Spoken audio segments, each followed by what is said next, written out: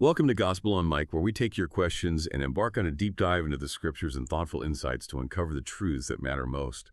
Today we're journeying into a powerful and, well, often misunderstood petition from the Lord's Prayer. Lead us not into temptation, but deliver us from the evil one. You've shared some credible sources with us, just brimming with biblical definitions, historical context, and practical wisdom. Our mission today is to unpack not just what this prayer truly means for our daily lives, but who the evil one truly is in the biblical narrative, and why temptation is such a constant and often subtle battle, and maybe most importantly, how we can find genuine strength to overcome it. Get ready to explore the profound origins of evil, the ultimate example set by Christ, and practical insights for navigating life's most persistent spiritual challenges. It's truly a foundational topic, isn't it? One that really resonates with our deepest spiritual longings and touches on the very fabric of our daily experiences. What's particularly illuminating in these sources, I think, is how they meticulously highlight the biblical understanding of the evil one, how he's seen as a distinct, personal, and active entity. And this contrasts so sharply with many modern interpretations that often, reduce evil to abstract forces or just internal human flaws, which makes our approach to spiritual life fundamentally different, really. We'll connect the dots from the very act of creation and the origins of choice through Christ's own profound experience in the wilderness, and ultimately to how we as individuals can live more resiliently, more faithfully, and, well, victoriously in our walk with God. It's a crucial distinction, and one that, once you grasp it, kind of reshapes your entire perspective on the unseen battles we face. Okay, let's unpack this opening idea then from the Lord's Prayer. Our sources draw a really crucial distinction between two different kinds of requests within this iconic prayer. On the one hand, we pray, "Give us today our daily bread." That seems pretty clear, right? A straightforward request for our external, material needs: food, shelter, the basics of survival. But then, almost immediately, we shift gears to something entirely different. Lead us not into temptation, but deliver us from the evil one. What's the core difference being emphasized here? Why is that shift so significant? Well, what's truly critical to grasp here is that profound shift from seeking tangible external provision to pleading for internal protection and spiritual fortitude. The prayer for daily bread is deeply humble. It acknowledges our absolute physical reliance on God for our sustenance, for the very things that keep our bodies going. It's a plea for the external resources we need just to exist day to day, a recognition that even our next meal is a gift. But then, like you said, we pivot to a vastly different realm, the spiritual. The prayer regarding temptation isn't about what we consume, really, but about what might consume us. It's a heartfelt plea for internal strength from God, for the resilience to resist sin and those insidious forces that would pull us away from him. It's about fortifying our spirit, our inner self, against the currents of the world and the specific assaults of an enemy, making sure we don't continue in sin, but rather walk in integrity. So it's more than just asking for stuff. Exactly.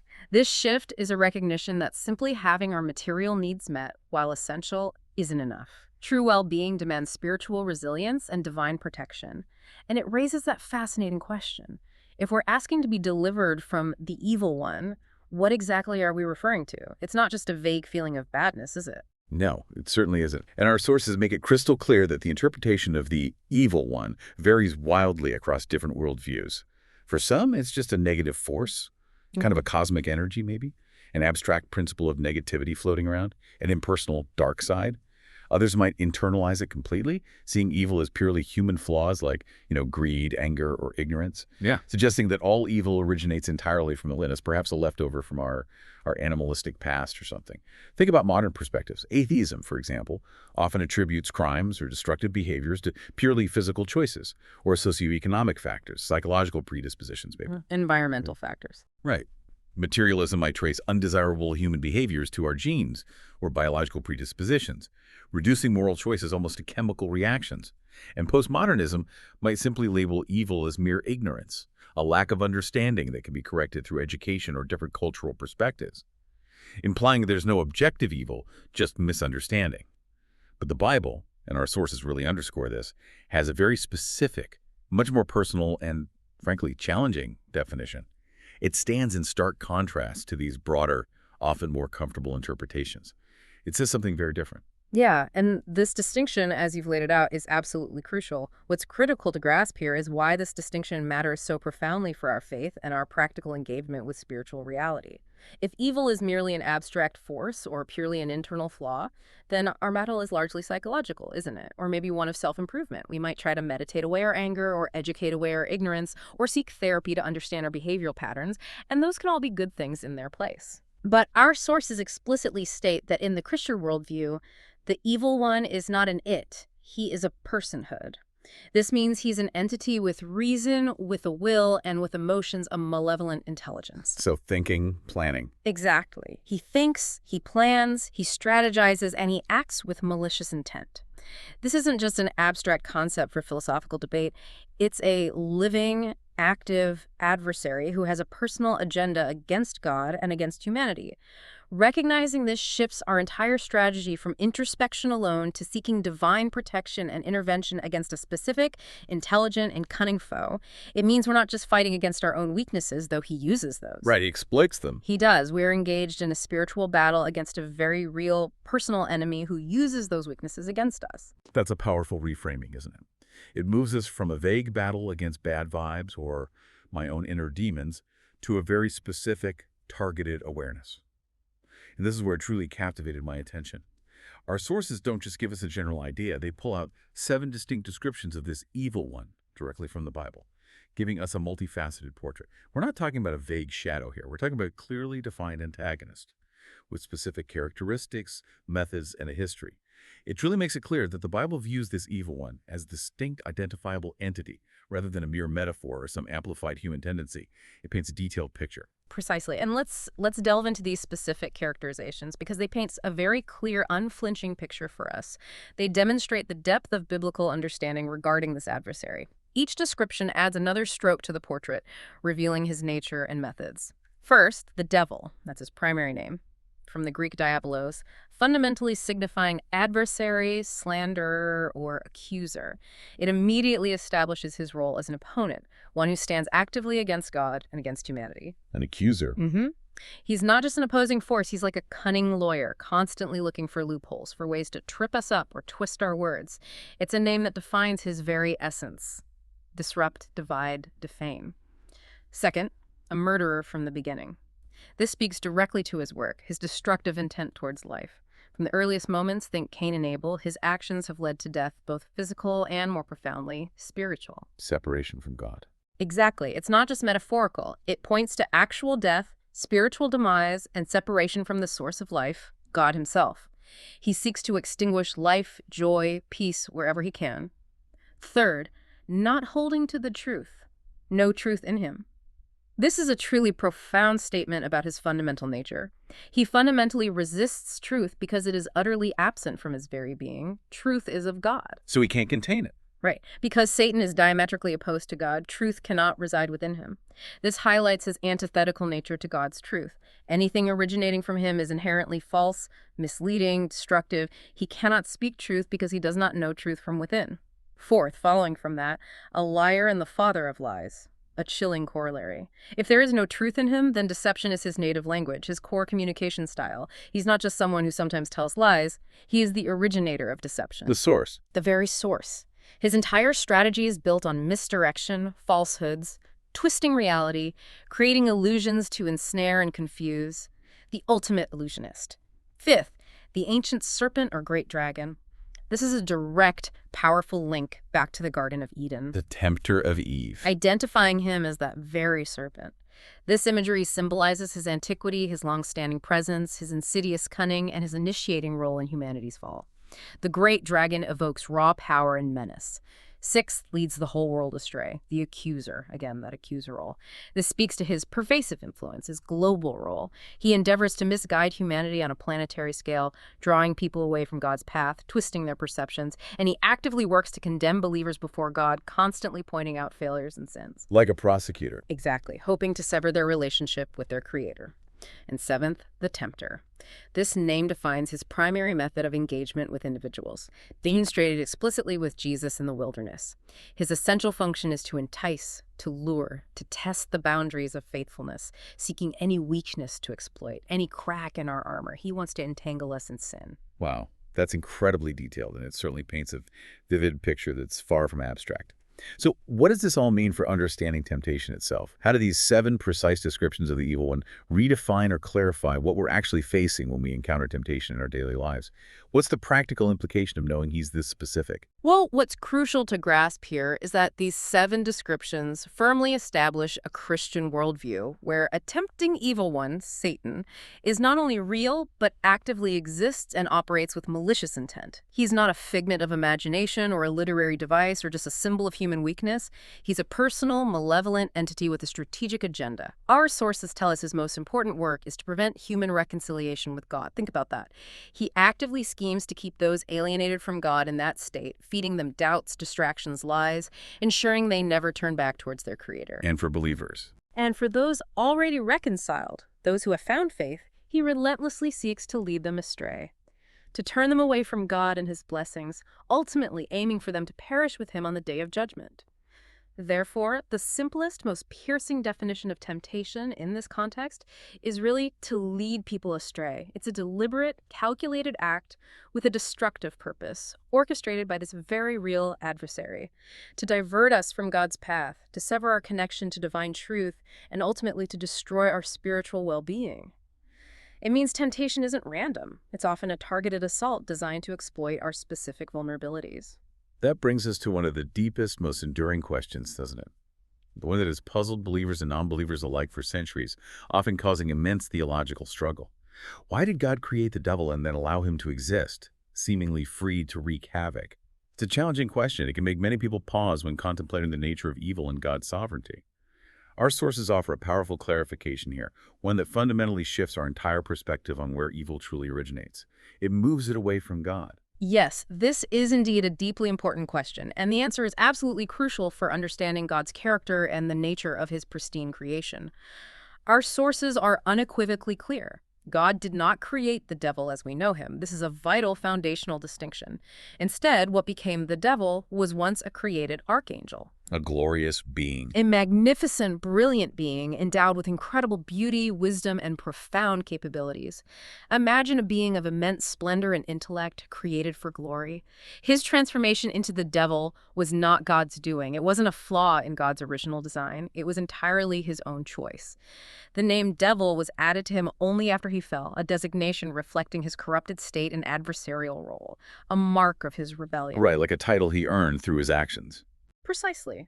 This aligns perfectly with the account in Genesis, which states that all of God's creation was good. And when humanity, created in God's own image, appeared, God declared it very good. This establishes a foundational truth. Evil is not an original component of God's perfect design. It is a corruption that arose through the misuse and perversion of free will. The free will that God, in his love, bestowed upon his intelligent creatures. So if I'm understanding this correctly, the concept of being created in the image of God isn't exclusive to humans then. Our sources strongly suggest that angels were actually the first beings to bear this image. That's a fascinating thought. It really broadens our understanding of divine creation and the responsibilities that come with it.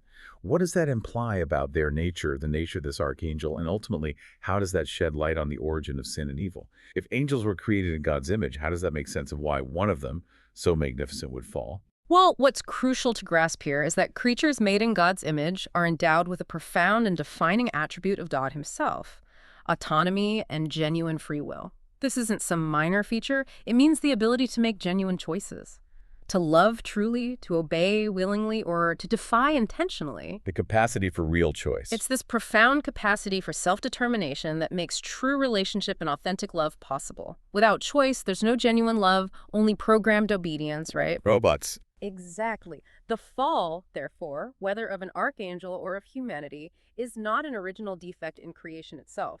It's not a flaw in God's design or a pre-existing condition he baked into the system.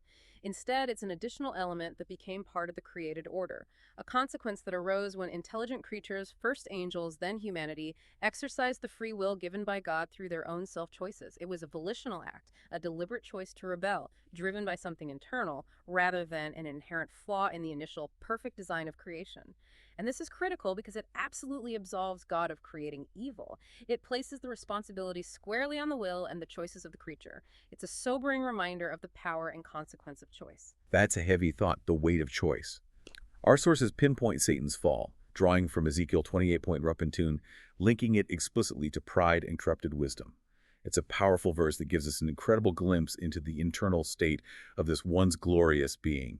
And then C.S. Lewis, in his brilliant way, offers another intriguing angle. He suggests Satan's struggle wasn't just about himself, but also profoundly connected to God's creation of humanity.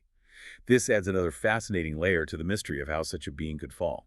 What's truly illuminating here is the depth of insight provided by the scriptures and then, further explored by astute thinkers like C.S. Lewis. Ezekiel 28.1 scene explicitly states, "Your heart became proud on account of your beauty, and you corrupted your wisdom because of your splendor." This highlights an internal corruption, a perverse twist of what was originally good and magnificent.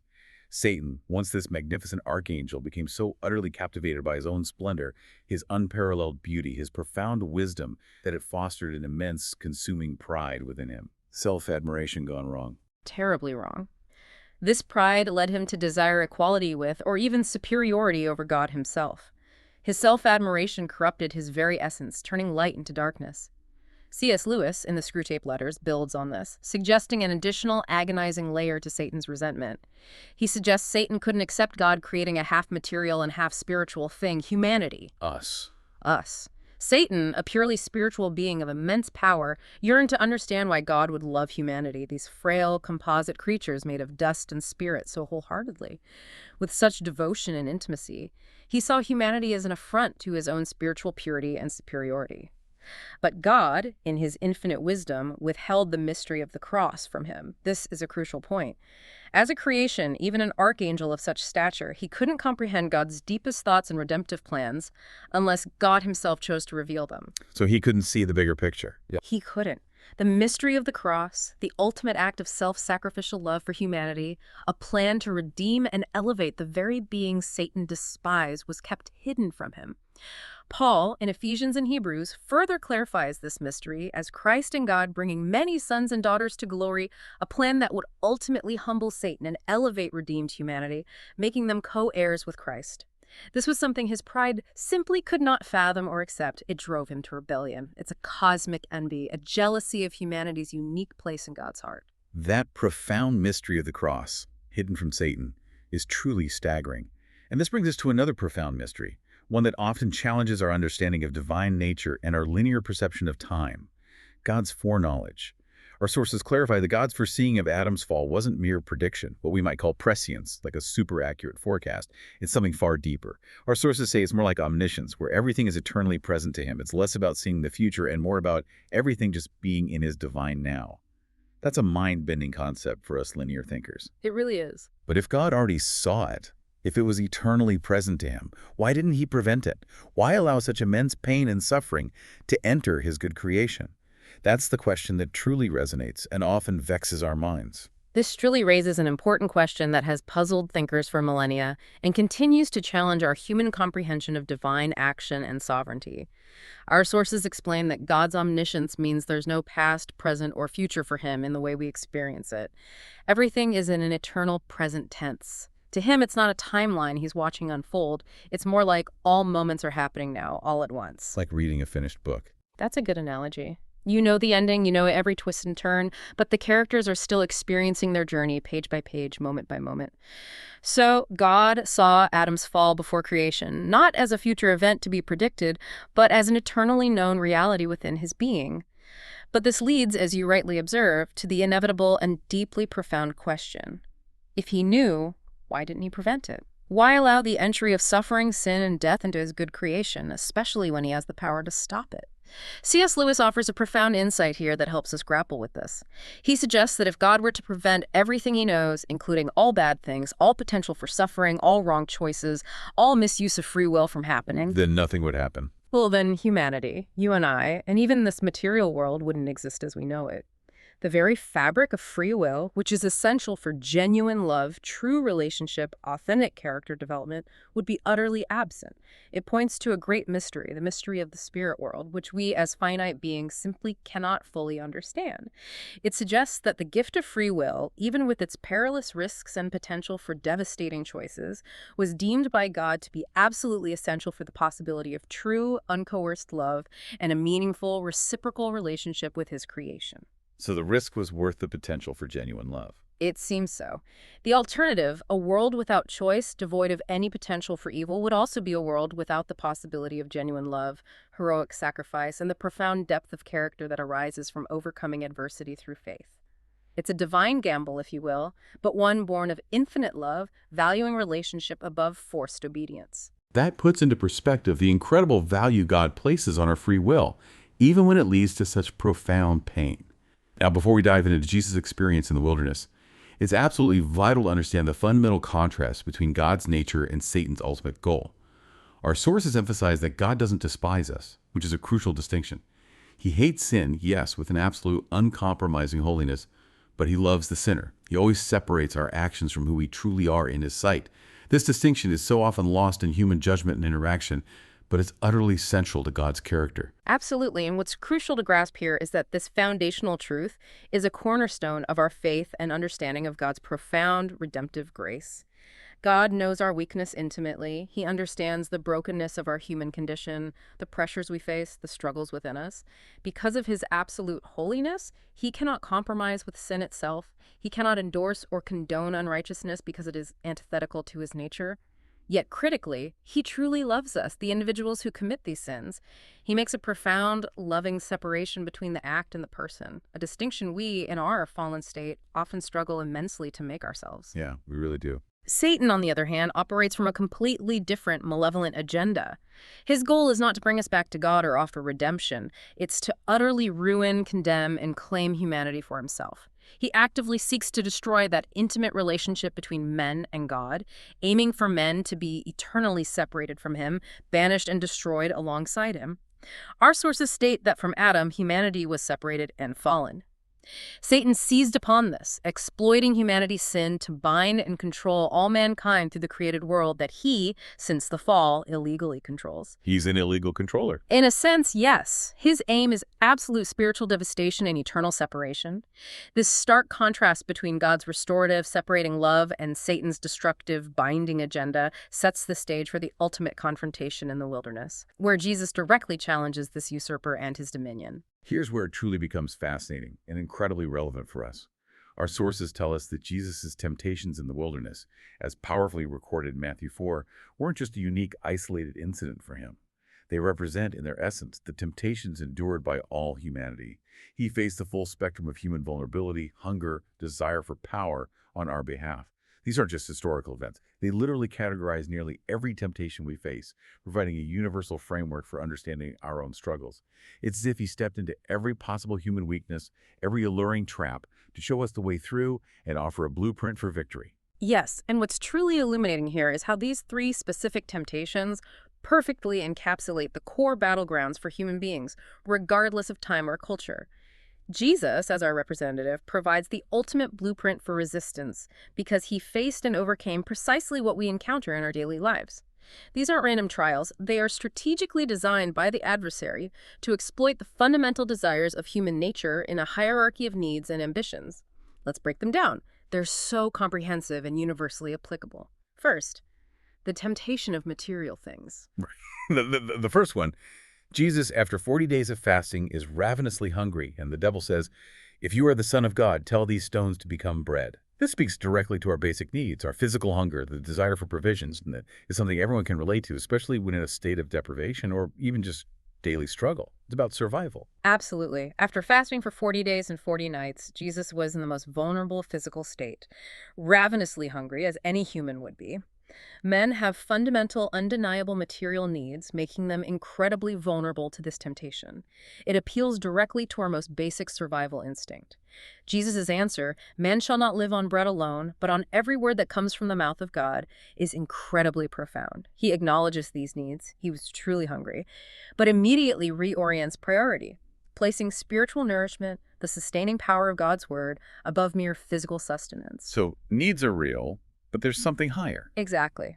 Our sources clarified that the material world was created by God for our external use, manifesting his abundance and provision. It's meant to support us, to be managed by us, to be a blessing. However, if it enters our lives and becomes the Lord, if our pursuit of material comfort, security, or pleasure becomes the driving force and ultimate authority in our lives, then our lives are severely disrupted, thrown out of alignment with God's design. It takes over. It takes over. This echoes Genesis, where God created the material world outside of man, while man was given the breath of life and meant to be governed by the Spirit of God. Our lives should be driven by the Spirit, by God's priorities, not by material pursuits or the craving for physical satisfaction alone. This is why we are warned, as Jesus himself said to his disciples, "Watch and pray so that you will not fall into temptation. The spirit is willing, but the flesh is weak." This highlights our constant struggle against allowing material needs and comforts to become ultimate desires that eclipse God. Think about consumerism. Oh, absolutely. The endless consumerism, the pressure to keep up with the Joneses, or how easy it is to find our identity and security in our possessions or bank accounts. That's Satan subtly trying to make our daily bread, our material life, become our master. Okay, second, the temptation of fame and accomplishment. Next, the devil takes Jesus to the highest point of the temple, a place of immense public visibility and symbolic power, and challenges him to a miraculous display by quoting Psalm 91. This feels like the ultimate lure of public acclaim, doesn't it? To perform a spectacle that would instantly grant him widespread recognition, adoration, proof of his divine status. It bypasses the quiet work, jumps straight to the spotlight. Yeah, this raises an incredibly important question about the deeply ingrained human desire for significance, validation, a sense of accomplishment. After basic material needs are met, once we're fed and clothed, people often turn their attention to seeking a sense of worth, which frequently translates into a pursuit of fame, recognition, a powerful legacy.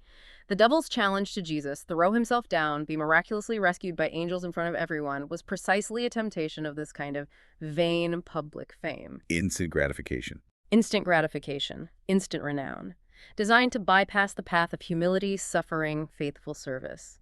A shortcut to influence without the necessary foundation. Jesus' powerful response, quoting Deuteronomy 6.1, "Do not put the Lord your God to the test," reminds us of proper reverence, humility, the appropriate way to relate to God. We don't demand miracles for personal gain, for public spectacle, or to satisfy our own ego. For Christians, our sources advise fame itself isn't inherently evil if it comes naturally from faithfully serving the Lord and is used for his glory. So it's about the motive. Absolutely. But we must not be tempted by it or actively pursue vain and pompous fame, seeking it for our own self-aggrandizement. Those with empty lives may desperately seek external validation, the applause of others, to fill that internal void. But for those truly in relationship with the Lord, neither you nor I need those things because our identity, our worth, our significance are found securely in him alone, not in the fleeting opinions of others. Like chasing social media likes. Exactly. The pressure to go viral, the obsession with likes, the drive for public accolades, even at the cost of integrity, that's this temptation at play in the modern world. And then the final temptation, the grandest, the temptation of glory, wealth, and worldly control.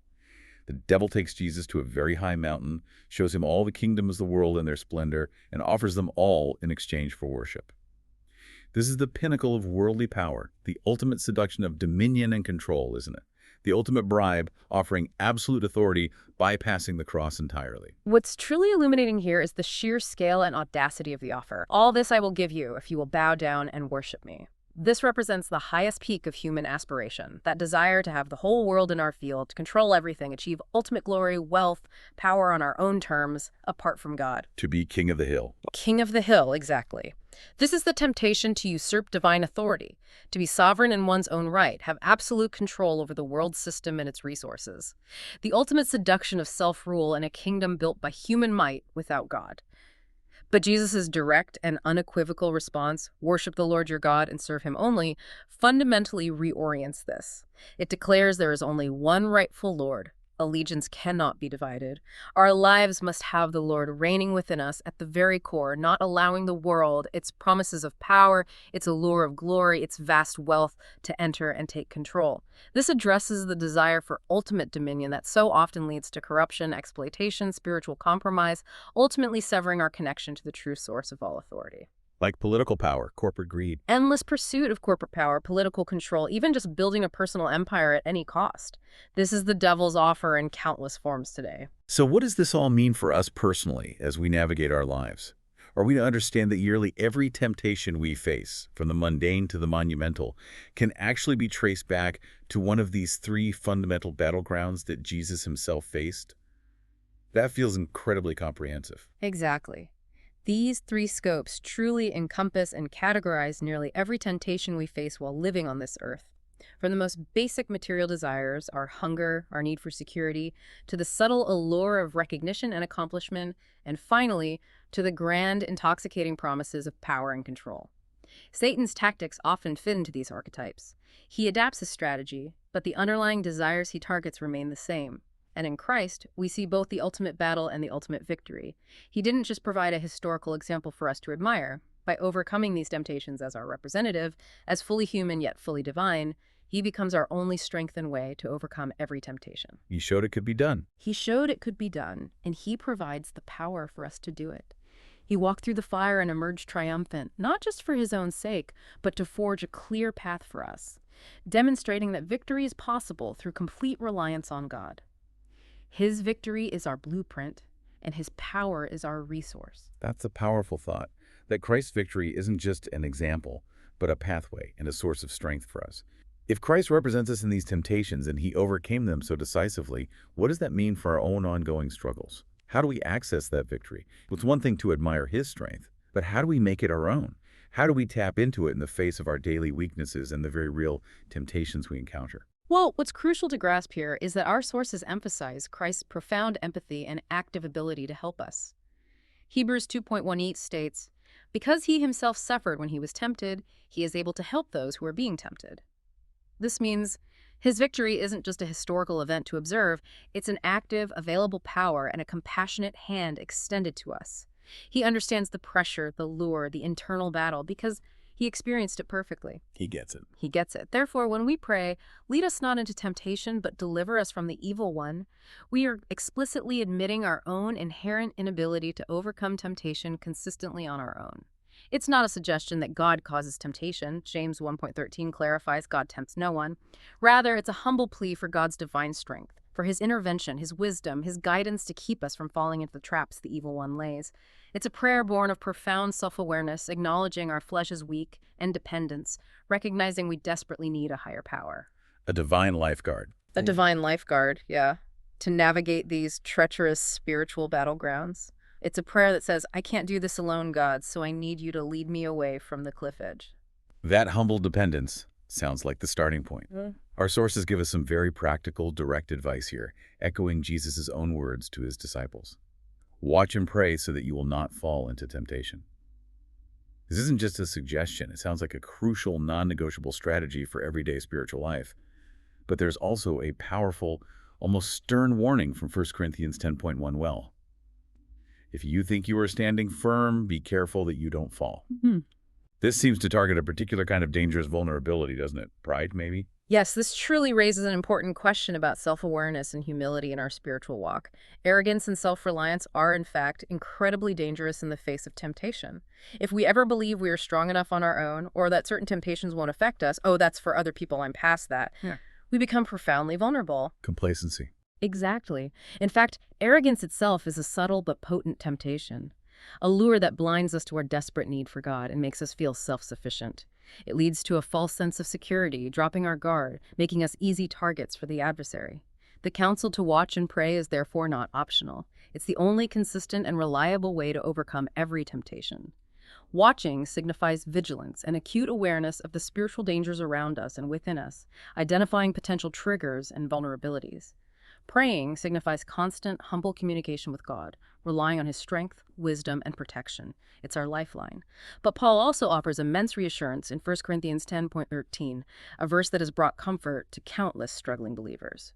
"No temptation has overtaken you except what is common to mankind." We're not alone in it. We're not alone.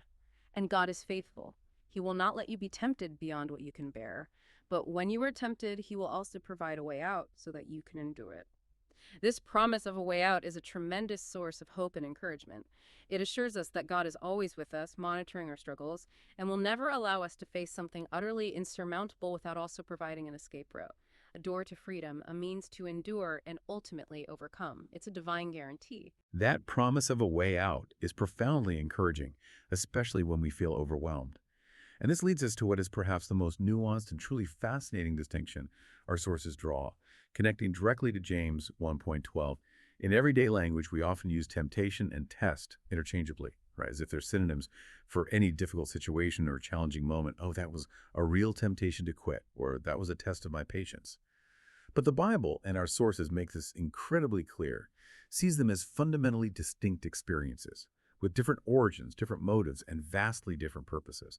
This is where it truly captivated my attention because it reframes so much. Yes, this is a critical point for our spiritual growth, for understanding God's interaction with us, and for interpreting the challenging circumstances of our lives. Failing to differentiate between them can lead to deep misinterpretations of our circumstances, and even, tragically, to blaming God for things that originate elsewhere. Let's clearly differentiate. Temptation. This comes explicitly from the devil. Its motive is inherently and absolutely evil, always. Its purpose is purely destructive. Undermine our faith, draw us away from God, lead us into sin, ultimately achieve our spiritual ruin and separation from God. It's meant to harm. It's meant to harm. It seeks to exploit our weaknesses, our desires, our doubts for its own malicious ends. It's a snare, a trap, meant to cause us to stumble and fall, to question God's goodness, choose self-gratification over righteousness. Now, test or trial. This, in contrast, comes directly from God. Its purpose is unequivocally good, always, even when it feels incredibly difficult. It's designed not to destroy, but to refine, to purify, to strengthen. Like building muscle. Exactly. It's meant to deepen our experience of faith in God's promises, build our character, prove the genuineness of our love and obedience, help us discover dimensions of God's faithfulness we wouldn't otherwise know. It's an opportunity for profound spiritual growth, not a setup for failure. It's like a refiner's fire, burning away the dross to reveal the pure gold of our faith. That distinction really changes everything about how we perceive our struggles, doesn't it? So what does this all mean for how we respond when we're facing something difficult? When we're under immense pressure, when we feel that challenging moment gripping us? If we truly understand this distinction, how should our internal and external responses fundamentally change? What's the practical application of this powerful truth? Well, what's crucial to grasp here, and it's one of the most profoundly empowering truths our sources reveal, is this. When we face temptation, and if we choose, by God's amazing grace and through the strength He provides, to hold fast to our love for the Lord, without complaint, without bitterness, without questioning God's goodness, even in the midst of the struggle, that very temptation will, astonishingly, transform into a test. Wow. Our response changes its nature. Exactly. It's our response, our heart posture, our unwavering trust in God. Even when the pressure is immense and the allure is strong, that changes its very nature. It ceases to be merely a devilish lure and becomes a divine proving ground. And that test, having been stood with faithfulness and perseverance, will lead us, as James 1:12 promises, to receive the crown of life that the Lord has promised to those who love Him. This profound concept tells us that even the devil's most insidious attempts to derail us can, through our steadfastness and God's sovereign power, be miraculously turned into a pathway for deeper faith, greater intimacy with God, and ultimately eternal reward. So it's not just about enduring. It's not just enduring, it's about our faithful endurance being redemptive and transformative. It's a testament to God's incredible redemptive power, where even the adversary's actions can, by our spirit-empowered response, be used for our ultimate good and His glory. That's a truly game-changing perspective. Wow, what an absolutely incredible deep dive. We've journeyed through the intricate nature of evil, unpacked the stunning example of Christ's victory, and discovered the profound, liberating difference between a temptation and a test. We've seen that understanding the evil one biblically gives us a clear, personal adversary, not just an abstract force or a philosophical concept, radically shifting our approach to spiritual warfare. We've explored the mysteries of free will and God's omniscience in the face of evil, acknowledging the profound questions they raise while affirming divine truth and God's ultimate goodness. We've identified the three universal battlegrounds of temptation material desires, the alluring quest for fame and the hunger for power, and how Jesus triumphed over each for our sake, forging a path for our own victory. And most importantly, we've discovered that through Christ is our strength, in constant prayer, coupled with vigilant watchfulness and profound humility, we have the promise of a way out from every temptation, with the incredible potential for those very trials to transform into opportunities for spiritual growth and eternal glorious reward. Yeah, this deep dive truly underscores that while temptation is an undeniable, relentless reality of our human experience, we are never without hope or help. The understanding that God meticulously separates our sin from our person, loving us despite our failings, and that our steadfast love and perseverance in the face of trial can actually turn the devil's temptations into a path to a crown of life is profoundly empowering. It's not a call to fear or to despair in our weakness, but a powerful call to vigilance, to humility and recognizing our own limits, and to leaning fully, completely, and consistently on God's faithfulness and the unfailing strength He provides. It radically reshapes how we view our struggles, transforming them from potential defeats into powerful opportunities for deeper faith, enduring character, and greater intimacy with our loving God. Thank you so much for joining us on this incredibly deep dive. Until next time, keep exploring, keep learning, and keep diving deep into these vital truths of the Bible.